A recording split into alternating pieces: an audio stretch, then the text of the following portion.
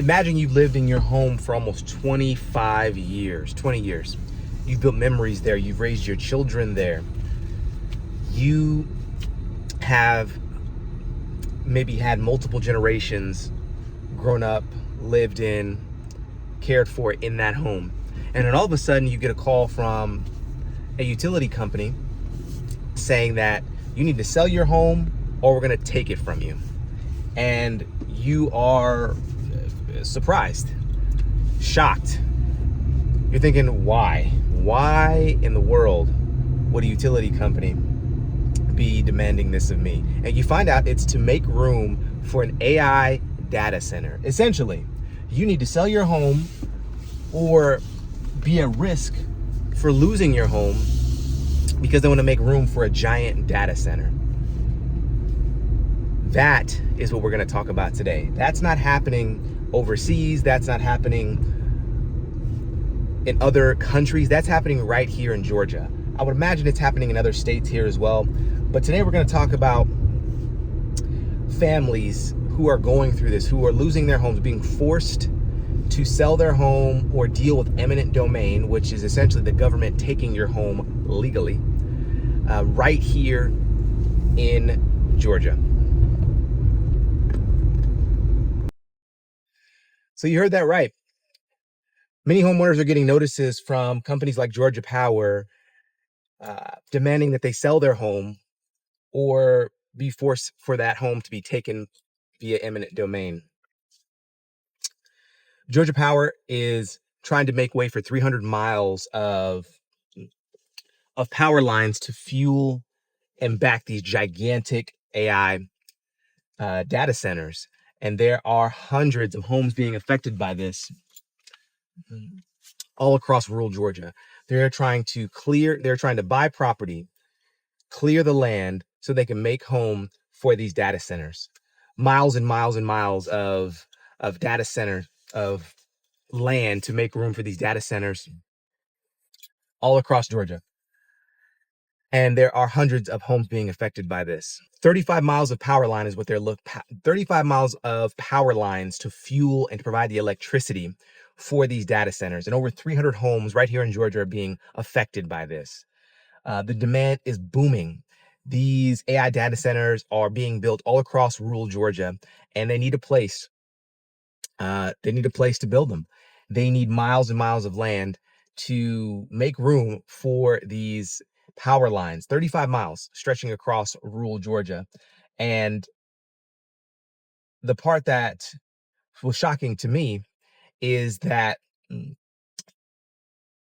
folks are getting letters and notices to either sell their home or have it taken through eminent domain, or be forced to have an easement run through their property, which essentially is the government owning a sliver of your land in order for them to use it how they see fit, right? So they may not take the whole land or the whole parcel. It's just a sliver whereby they can put a road or a power line or something that they can access on your property. And these data centers are being built all across the country, right here in the US, Georgia being one of those places. And the amount of power they're requiring is quite extraordinary. And this is one of the effects. Having to essentially consume land, often owned by homeowners, at very little consideration for what it may do to essentially build an electricity powerhouse to fuel these gigantic AI data centers. So this is another way that AI is affecting folks indirectly, right? Some would argue that AI is affecting folks in the job market. They're going to lose their job to AI. And this conversation is not about that. This is essentially the AI boom is affecting homeowners in this way, because some homeowners are literally being forced to sell their home. AI data centers require an enormous amount of energy and power. And these data centers are being built to service that demand, to service that demand. And the question is, who's being affected?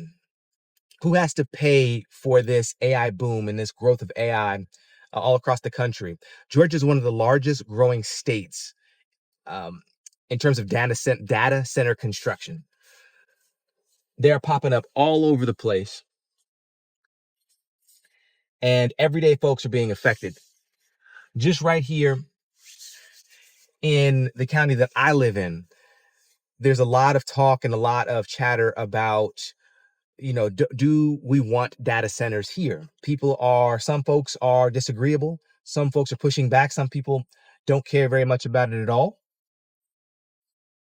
But it is something that's come up right here in the county that I live uh, in terms of, do we want data centers here or not? So I can only imagine what it's like in some other places. But imagine that Georgia is one of the fastest growing states in terms of data center construction. And it is fueled by this AI boom. And why? Is because AI usage, AI consumption requires a massive amount of energy. And it seems like everyday homeowners are paying the price. How do you put a price on someone's home? I watched this interview um, on the news about the subject I'm sharing with you today, and it was interesting. They would interview the homeowner that lost their home, and they would interview Georgia Power, and the difference and perspective was fascinating. Obviously, the homeowner was upset that they were forced to use their home. No one wants to be forced to do anything that they don't choose to do on their own, right? So even though that they were forced to sell their home, or they had a price, Georgia Power would offer them a price to purchase their home. If you don't want to sell, you don't want to sell. It's the principle of the matter. People do not want to be forced into a decision, especially um, just for the sake of money. So these homeowners were upset. They felt disregarded. They felt mishandled. Where even though they were being offered a fair market price for their home as an alternative to being forced or having their home being taken. On the other side, they interviewed a representative from Georgia Power, and she was empathetic. It seemed like she was concerned and not completely callous to these homeowners in their plight. Uh, but but um, she said something along the lines of, they're trying to consider and do it in the best way they can, and the best way possible to still accomplish the goal of Georgia Power, which is to acquire more land, build these power lines, and get these data centers energized. So it was, one side felt like they were doing it amicably and fairly, and the other side felt like they were not. And I found it quite interesting, right? I mean, how do you put a price tag on someone's home that they've lived in for 20 years? Family memories, where you took your first steps, where you hit your first baseball, planted your first garden, took care of your grandparents, took care of your parents, went to school, elementary school, middle school, high school. How do you put a price on these memories in this home?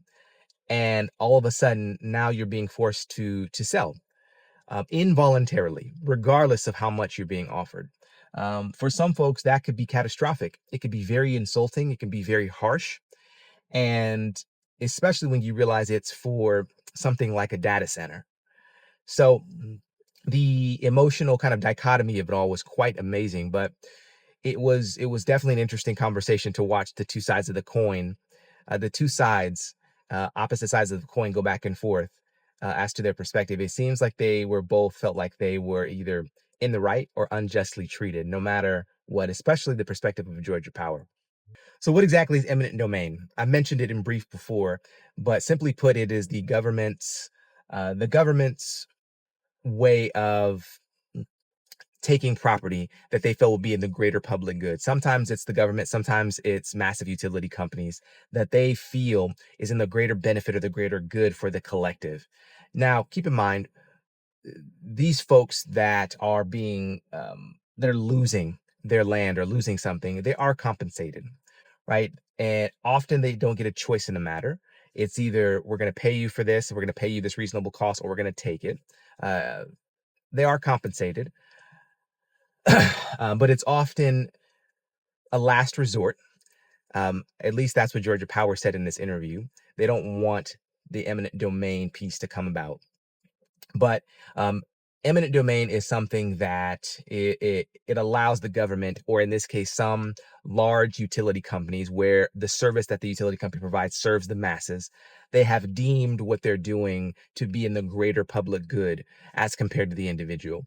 And there's a piece of me that understands that. And there's also a piece of me that feels for the little guy, the family, the one off that is getting hit the hardest, that feels like from their perspective, they are losing massive. They are losing massively. And to handle it delicately and to really understand the emotional weight of that is important. And compensation softens the blow, right? It's not unjust in that way. However, the emotional impact of it is something that should be handled delicately. And um, it's just hard. It's just hard.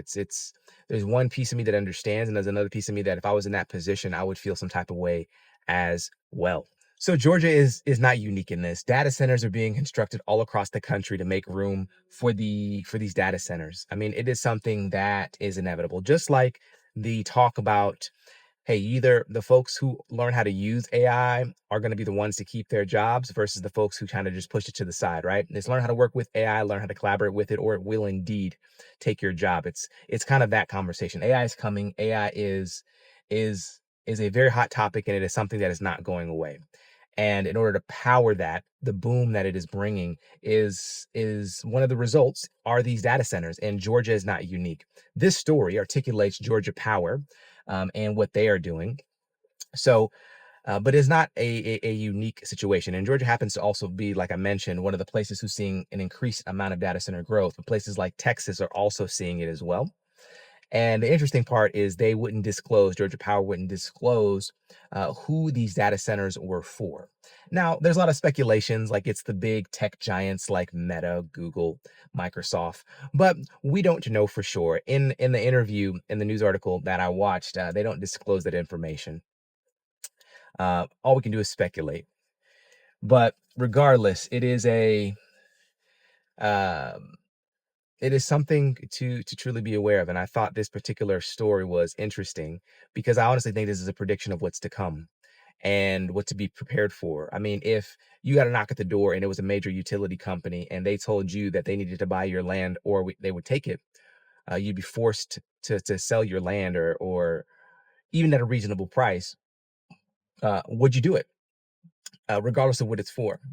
And I think everybody's in a different situation, but it is rapidly becoming a common story, especially in rural places. This is a story that in rural Georgia, and